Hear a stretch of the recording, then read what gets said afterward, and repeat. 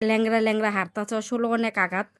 তে আমি ওরা জিগাইছি কি হয়েছে, তো আমার বলতেছে না মা কিছু না, এমতেই। তা আমি তো কিছু না, তাহলে এইভাবে হাঁটতাছস কেন? তো কইতাছে আম্মু এমতেই, কিছু না।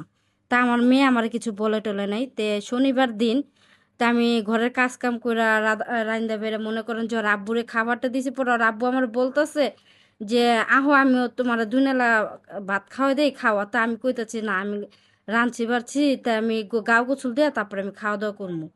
খাওয়া দাওয়া করবো পর আমি এর ভিতরে মনে করেন গোসলখানায় ঢুকবো। এক মেয়ে কইতাছে আন্টি চালু করে আহেন, ওই আমিনা গো বাইতে গ্যাঞ্জাম লাগছে।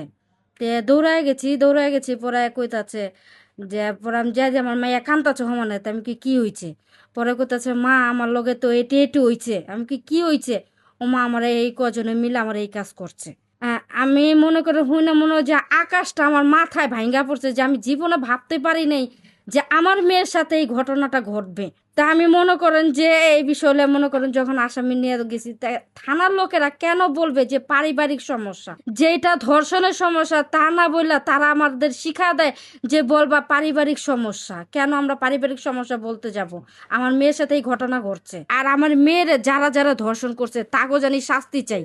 এই মজিবর, তাই তারপরে এই যে এই রানা, এরা সবাই মিলে যে এই কাজটি যে করছে, 5 জন মিলে আমার মেয়ের গর্ভে 2টা মাসের বাচ্চা ছিল, সেই বাচ্চাটা পর্যন্ত তারা নষ্ট করে দিচ্ছে। আমি সরকারের কাছে আবেদন চাই জানি এই শাস্তি কঠিন থেকে কঠিন শাস্তি জানি হয়।